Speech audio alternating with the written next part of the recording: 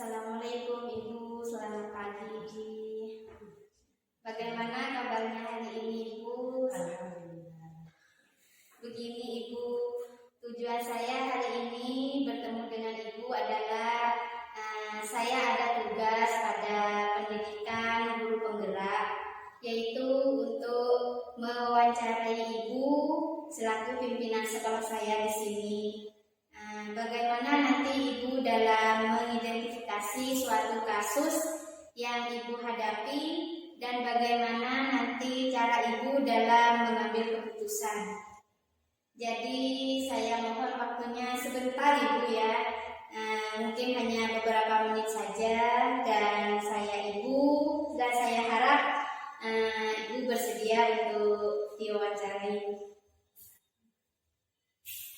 Jadi begini Ibu, selama ini bagaimana Ibu dapat mengidentifikasi kasus-kasus yang merupakan dilema etika atau rujukan moral? Ya, saya jawab. Dalam mengidentifikasi kasus-kasus yang merupakan dilema etika atau rujukan moral, biasanya saya melihat dari sudut pandang moral dan hukum. Apakah kasus-kasus tersebut merupakan kasus yang melanggar hukum atau tidak? Maka ketika saya sudah mengetahui kalau kasus tersebut sudah melanggar hukum, maka kasus tersebut merupakan rujukan moral atau benar melawan salah. Namun, jika kasus dihadapkan pada kasus yang membuat saya untuk bisa menentukan pilihan, yang mana kedua pilihan tersebut adalah sama-sama benar, maka demi masa depan anak juga demi kebaikan sekolah, maka kasus yang saya hadapi, saya katakan itu adalah dilema etika. Kemudian selama ini bagaimana Ibu menjalankan pengambilan keputusan sekolah, terutama untuk kasus-kasus di mana ada dua kepentingan yang sama-sama benar atau sama-sama mengandung nilai kebajikan? Ya. Untuk itu saya melakukan identifikasi dengan berbagai sudut pandang, kemudian menimbang secara matang mana yang paling benar dan keputusan apa yang harus saya ambil. Tentunya keputusan itu harus demi kebaikan bersama dan tidak merugikan semuanya, yakni murid dan guru atau orang-orang yang ada di sekolah. Selanjutnya, langkah-langkah atau prosedur seperti apa yang biasa Ibu lakukan selama ini? Langkah-langkah yang saya lakukan, yang pertama, saya mencari tahu penyebabnya apa, kemudian menentukan siapa saja yang terlibat, kemudian juga mencari informasi kepada orang-orang terdekatnya. Selanjutnya setelah itu saya berdiskusi dengan warga sekolah untuk mencari solusi keputusan, kemudian ditimbang dari berbagai sudut pandang sebelum mengambil keputusan. Nah, selanjutnya, hal-hal apa saja yang selama ini Ibu anggap efektif dalam pengambilan keputusan pada kasus-kasus dilema etika? Saya dalam hal itu menganggap apa? Keputusan itu dianggap efektif, yakni saya melakukan analisis terhadap kasus tersebut, kemudian menentukan solusinya, menyesuaikan dengan peraturan dan norma yang berlaku di sekolah, tentunya mengedepankan kepentingan umum yang mana solusi tersebut bermanfaat bagi banyak orang dan berlaku dalam jangka panjang. Nah, kemudian hal-hal apa saja yang selama ini merupakan tantangan dalam pengambilan keputusan pada kasus-kasus dilema etika yang Ibu hadapi atau Ibu alami selama ini?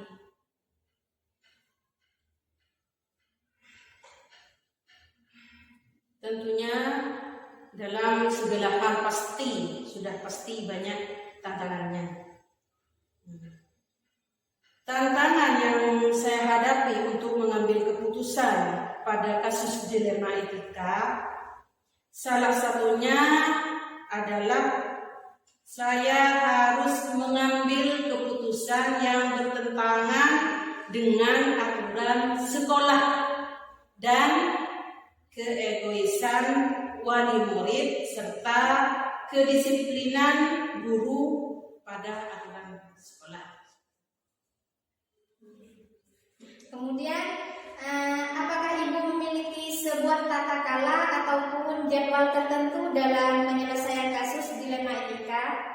Apakah langsung menyelesaikan di tempat atau memiliki sebuah jadwal untuk menyelesaikannya?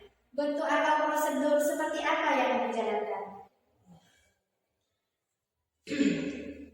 Ya, untuk masalah yang ringan biasanya saya langsung mengambil keputusan. Tetapi untuk masalah yang berat, saya harus melakukan langkah-langkah atau prosedur seperti yang saya sebutkan tadi,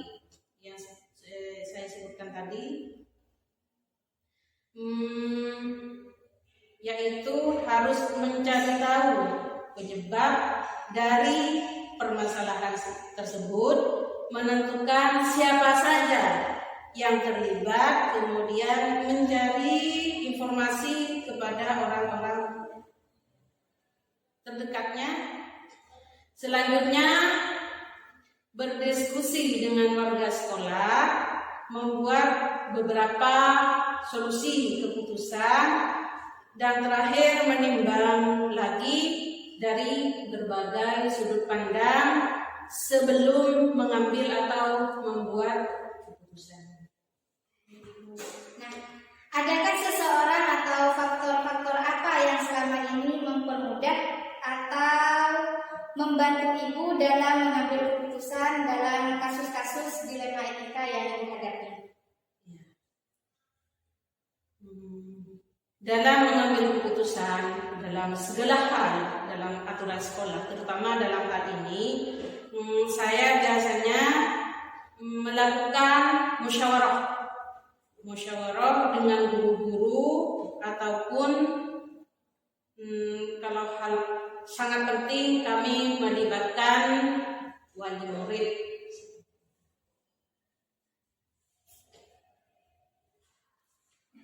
Dari semua hal yang telah disampaikan Ibu tadi, pembelajaran apa yang dapat Ibu petik dari pengalaman Ibu dalam mengambil keputusan dilema etika? Dari semua hal yang saya hadapi, maka saya dapat menyimpulkan bahwa musyawarah dan berkolaborasi dengan guru ataupun dengan wali murid dalam mengatasi masalah yang saya hadapi di sekolah, saya menjadi lebih mudah menemukan solusi pada sebuah kasus dan kebijakan dalam mengambil keputusan. Baik Ibu, terima kasih atas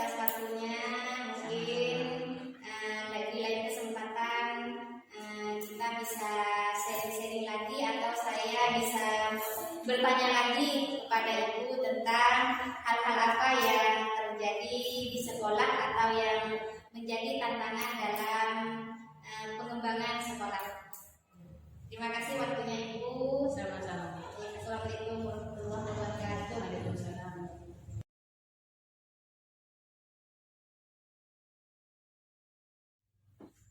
Assalamualaikum Bapak, selamat pagi. Waalaikumsalam warahmatullahi taala wabarakatuh. Selamat pagi. Ya, bagaimana Bapak kabarnya hari ini? Alhamdulillah sehat dan bahagia. Begini Bapak, tujuan saya hari ini bertemu dengan Bapak adalah saya ada tugas pada pendidikan calon guru penggerak, yaitu untuk mewawancarai Bapak selaku pimpinan sekolah. Jadi nanti bagaimana Bapak dalam mengidentifikasi suatu kasus yang Bapak hadapi dan bagaimana nanti cara Bapak dalam mengambil keputusan. Jadi saya mohon waktunya sebentar, mungkin nanti hanya beberapa menit saja, dan saya harap Bapak bersedia untuk saya wawancarai. Baik, selama ini bagaimana Bapak dapat mengidentifikasi kasus-kasus yang merupakan dilema etika atau bujukan moral? Dalam mengidentifikasi kasus-kasus yang terkait dengan dilema etika maupun bujukan moral, itu berdasarkan atau sesuai dengan kasusnya. Manakala kasus yang terjadi merupakan aset siswa atau masa depan siswa, di mana kebijakan sekolah tentu saya anggap itu termasuk kepada dilema etika. Sementara kasus-kasus yang jelas-jelas melanggar hukum, manipulasi dan semacamnya, itu saya anggap termasuk pada kategori bujukan moral. Terus selama ini bagaimana Bapak menjalankan pengambilan keputusan di sekolah, terutama untuk kasus-kasus di mana ada dua kepentingan yang sama-sama benar atau sama-sama mengandung nilai kebajikan? Selama ini pengambilan keputusan seorang pimpinan itu ketika dihadapkan kepada kasus yang berhubungan dengan hal-hal yang sama-sama benar, maka keputusan yang saya ambil adalah sesuatu yang lebih kecil mudaratnya ketimbang. Jadi keputusan mana yang sekiranya mudaratnya lebih ringan, maka itu yang didahulukan. Kemudian langkah-langkah atau prosedur seperti apa yang biasa Bapak lakukan selama ini? Pertama adalah sebelum mengambil sebuah keputusan harus ada tahapan-tahapan yang dilalui. Pertama adalah tahap investigasi. Setelah itu kemudian ada koordinasi dan musyawarah. Kemudian baru di situ diputuskan mana keputusan yang sebaiknya diambil. Seperti itu. Kemudian hal-hal apa saja yang selama ini Bapak anggap efektif dalam pengambilan keputusan pada kasus-kasus dilema etika yang Bapak hadapi? Yang saya anggap efektif adalah ketika putusan pimpinan itu menyangkut sebuah kemaslahatan. Pernah suatu terjadi dilema etika ketika siswa dia awal-awal sering terlambat sekolah, 1-2 kali guru piket memperingatkan atau memberikan teguran, tapi tetap saja anak itu tenang. Setelah itu kami sebagai pimpinan memberikan perintah kepada wali kelas untuk investigasi ke rumah anak tersebut secara diam-diam pada saat pagi hari, dan ternyata hasilnya di luar dugaan, bahwa seorang anak berangkat ke sekolah bukan karena dia telatnya, bukan karena sesuatu, dia berdasarkan rasa nakal atau acuh ingin sekolah, tidak, aturan sekolah tidak, tetapi ternyata memang dia dihadapkan kepada sebuah dilema. Sebelum berangkat sekolah dia harus menyuapin orang tuanya yang menderita stroke. Nah, ketika terjadi hal semacam ini, tentu kami sebagai pimpinan sekolah harus berpikir bahwa seorang anak itu tidak bisa dipaksa harus mengikuti aturan sekolah, harus tepat waktu, karena memang anak ini sudah tidak ada jalan lain mengikuti aturan sekolah, yang dihadapkan dengan aset anak yang punya bakti kepada seorang orang tua. Dan ketika anak ini mengikuti peraturan sekolah, tentu ada sesuatu yang sangat riskan terjadi di rumah. Artinya orang tua yang terlantar, karena waktu itu anak ini memang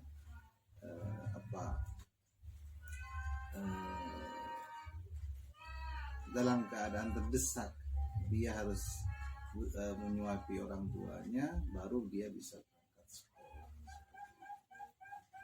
Dan dari kasus inilah kemudian di sekolah dirembuk, dan semua dewan guru ini menyadari tentang kondisi anak. Akhirnya kondisi anak ini perlu diberikan pengertian kepada teman-teman yang lain, bahwa seorang anak yang punya bakti seperti ini, yang terdesak yang seperti ini, maka diperlukan adanya sebuah perlakuan khusus dari sekolah kepada anak ini. Dan toh telatnya tidak terlalu banyak, hanya sekitar 20 menit sampai 30 menit dia punya rasa tenggang waktu. Dan ternyata setelah dikomunikasikan dengan siswa teman-temannya juga sangat rela hati, bahkan sangat mendukung ketika diberikan anak ini keringanan untuk terlambat ke sekolah. Tidak ada sanksi moral dari teman-temannya, karena memang mengingat kondisi yang dalam kondisi yang dilema betul seperti itu. Nah, kemudian dari hal seperti itu, apa saja yang selama ini merupakan tantangan dalam pengambilan keputusan pada kasus-kasus dilema etika? Ya, tantangannya adalah kita memang butuh waktu untuk mengambil keputusan, itu butuh waktu. Jadi ketika dihadapkan ke sebuah hal dilema, memang ada hal-hal yang perlu dimusyawarahkan, dan tetap pertimbangan kepala sekolah itu adalah sesuai dengan tuntunan agama, mencegah mudorot itu lebih didahulukan daripada mengedepankan manfaat. Nah, selanjutnya, apakah Bapak memiliki sebuah tata kala ataupun jadwal tertentu dalam sebuah penyelesaian kasus dilema etika? Apakah langsung menyelesaikan di tempat atau memiliki sebuah jadwal untuk menyelesaikannya? bentuk atau prosedur seperti apa yang Bapak jalankan? Untuk jadwal dan semacamnya memang ada sih, tapi kita lihat dulu kasusnya itu kecil, besar, butuh cepat atau butuh lambat. Jadi kalau dalam taraf-taraf kasus-kasus normal tetap kita mengikuti prosedur, kecuali memang dalam kondisi yang memang cepat harus pada saat itu, ya tentu kita langsung memberikan keputusan. Cuman ketika hal semacam itu masih ada tahapan-tahapan yang harus dilalui, ya tetap kita secara prosedur harus mengikuti aturan yang berlaku, baik misalnya dari siswa itu kita ke guru piketnya, ke guru mapelnya, baru ke wali kelas. Baik. Adakah seseorang atau faktor-faktor yang selama ini mempermudah atau membantu Bapak dalam pengambilan keputusan dalam kasus-kasus dilema etika yang Bapak hadapi? Ada. Setiap keputusan yang menyangkut anak guru, menyangkut siswa, itu tentu ada pihak wali kelas yang sangat membantu di situ.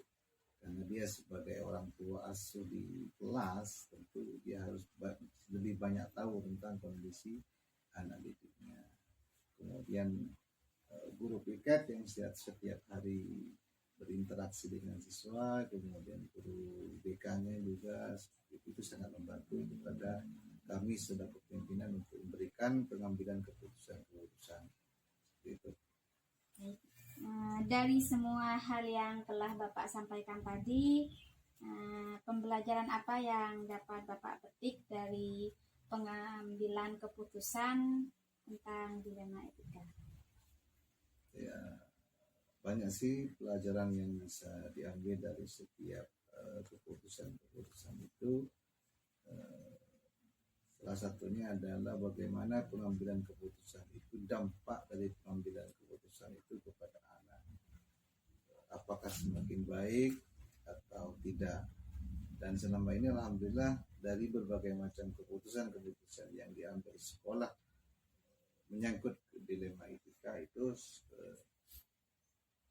hampir 100% tepat, karena memang mempertimbangkan sisi negatif atau positifnya. Jadi maslahat itu perlu kita kedepankan daripada kita mengambil manfaat. Jadi ketika dua aspek itu sudah dijalankan dengan baik, pertimbangan sudah dilakukan dengan matang, dan musyawarah dilakukan secara intens, saya kira keputusan-keputusan itu tidak akan ada hal-hal yang perlu disesali. Baik. Ya, Bapak, terima kasih atas waktunya dan terima kasih atas semua jawaban-jawaban Bapak yang telah disampaikan tadi. Ini juga merupakan pembelajaran pada saya untuk kedepannya dalam memutuskan suatu kasus dilema etika yang ada di sekolah kami. Ya, sama-sama. Terima kasih Bapak. Assalamualaikum warahmatullahi wabarakatuh. Waalaikumsalam warahmatullahi wabarakatuh.